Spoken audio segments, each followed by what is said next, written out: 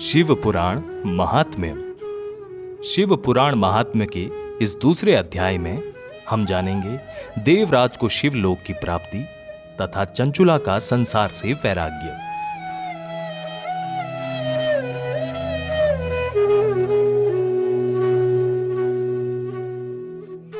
श्री शौनक जी ने कहा, हे सूत जी, आप धन्य हैं। आप परमार्थ तत्व के ज्ञाता हैं। आपने हम पर कृपा करके हमें ये अद्भुत और दिव्य कथा सुनाई। भूतल पर इस कथा के समान कल्याण का और कोई साधन नहीं है। आपकी कथा से ये बात हमने समझ ली है।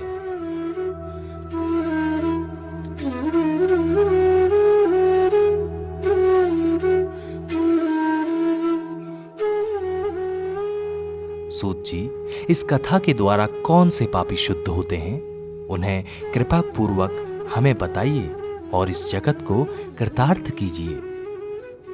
इस पर सूत जी बोले, मुने, जो मनुष्य पाप, दुराचार तथा काम, क्रोध, मद, लोभ में निरंतर डूबे रहते हैं, वो भी शिव महापुराण पढ़ने अथवा सुनने से शुद्ध हो जाते हैं तथा उनके पापों का पूर्णतया नाश हो जाता है। इस विषय में मैं तुम्हें एक कथा सुनाता हूं।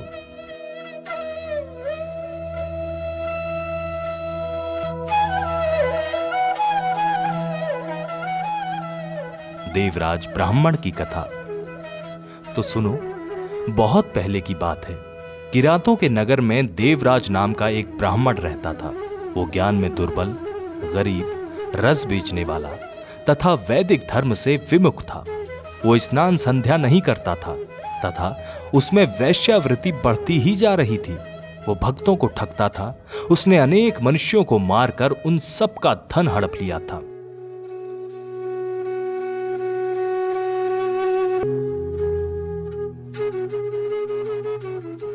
उस पापी ने थोड़ा सा भी धन धर्म काम में नहीं लगाया था। वह वैश्यागामी तथा आचार भ्रष्ट था।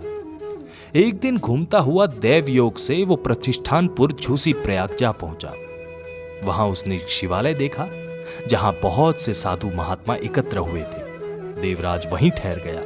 वहां रात में उसे ज्वर आ गया। उसे बड़ी पीड़ा होने लगी। वहीं पर एक ब्राह्मण देवता शिव पुराण की कथा सुना रहे थे। ज्वर में पड़ा देवराज भी ब्राह्मण के मुख से शिव कथा को निरंतर सुनता जा रहा था। एक मास के बाद देवराज ज्वर से पीड़ित अवस्था में चल बसा। यमराज के दूत उसे बांधकर यमपुरी ले गए।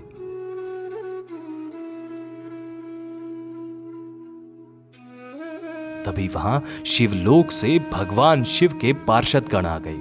वो कर्पूर के समान उज्जवल थे। उनके हाथों में त्रिशूल, संपूर्ण शरीर में भस्म और गले में रुद्राक्ष की माला। उनके शरीर की शोभा बढ़ा रही थी।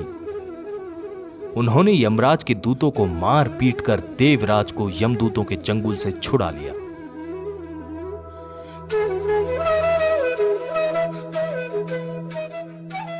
और वो उसे अपने अद्भुत विमान में बिठाकर जब कैलाश पर्वत पर ले जाने लगे तो यमपुरी में कोलाहल मच गया, जिसे सुनकर यमराज अपने भवन से बाहर आए।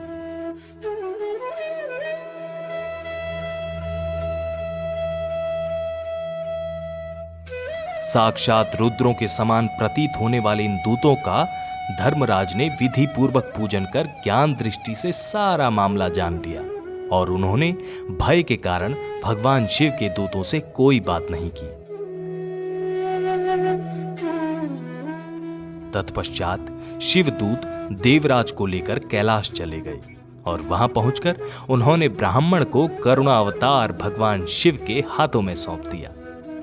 तो ऐसी थी यह कहानी।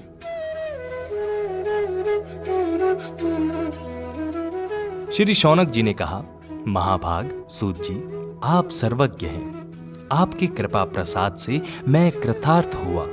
इस इतिहास को सुनकर मेरा मन आनंदित हो गया है।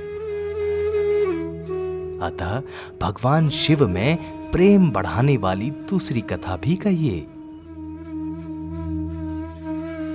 आपने हम पर कृपा करके हमें ये अद्भुत और दिव्य कथा सुनाई।